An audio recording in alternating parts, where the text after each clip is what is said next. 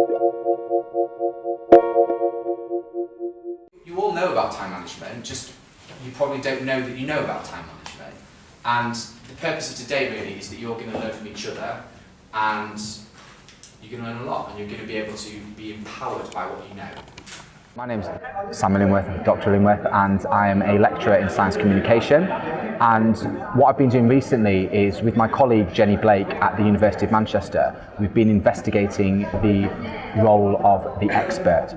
So this is based on some of Dweck's work on mindset. So particularly, if you have an expert at the front of the classroom versus a facilitator at the front of the classroom, what effect does that have, and what difference is there between the two of them?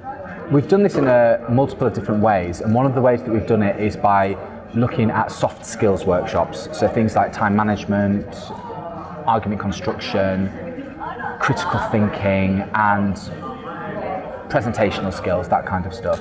So what we've done is we've run one workshop with a expert-led approach and one workshop with a facilitator-led approach, and then we're gathering the feedback, and we're doing that actually for a number of workshops so that we can compare and contrast and see whether the students learn more, learn less, learn differently, and really just trying to explore this different research area to see what the effect is. The reason I want to explore this is that mainly I actually hate just the sound of my own voice. So when I'm in a lecture, I'd far rather, in a lecture or a seminar or a tutorial, whatever, I'd much rather the students work experientially, work with each other to develop their own learning patterns, to find out what they want to find out. And my role really is just a facilitator. I'm not an expert, I don't have all the answers really to anything. I've got a few answers to a couple of questions that are probably not that useful, but what I am there for is to be able to help provide structure and to be able to ask the right questions.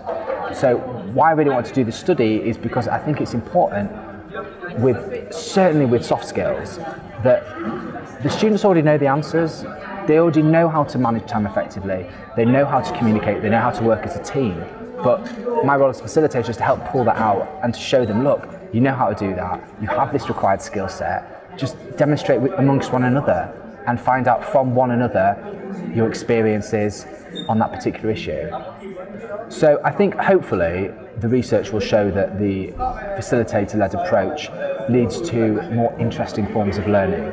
And basically, I'm hoping to use that to reinforce what I already do and to effectively put some pedagogic theory behind and reasoning behind my personal choices in teaching. So when I am delivering in a more facilitator-led approach, there'll be some literature now. I mean, obviously there is already literature on the subject, but there's a specific study then that I've done and I've been involved with as to why I'm teaching in this particular manner. So I'll give you 3 or 4 minutes per table to come up with an idea and to nominate someone in the group to then feed back that idea, and there are prizes for the most original idea and the idea I like the most. Okay, so you've got 3 minutes to come up with £5, £500 to spend on whatever you want to bring you the most enjoyment. How would you spend that £5? The whole process is quite interesting, and we don't really know what's going to happen. I have a suspicion that it may be that the expert-led approach is just as valid as the facilitator-led approach, but that in and of itself is a result.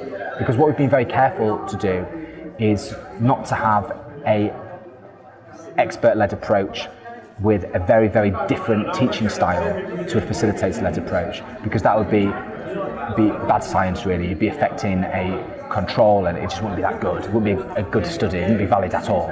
So what we're doing is we're just using myself to deliver the lectures, but using either a facilitator approach or an expert-led approach. And then we're also working with academics at MMU and the University of Manchester effectively to parachute in a couple of these facilitator-led approaches to their teaching delivery to see what effect, if any, it has on their courses without changing too many of the variables, so that we still have a valid scientific experiment, because at my heart I am still a scientist. And hopefully it's going to result in some quite interesting research questions, and it's going to provide a couple of the answers to what we're looking for, but hopefully provide some even more answers. And I think the most important thing with any of this is that it's just going to enable me and my colleagues to reflect on our own teaching practices. Rather, what we're doing is we're ever so slowly moving forward, assessing ourselves, reflecting, how have we moved forward, why have we moved forward, how will that affect our students, why will it affect our students, and looking at it in a personal level, in an institutional level and beyond. And I think it's just a really great opportunity for me and my colleagues to look at our own practice and to test out a few ideas and ultimately to benefit our students, ourselves and our future students as well. Thank you for watching this Good Practice Exchange film. You can find lots more teaching ideas and resources on our website.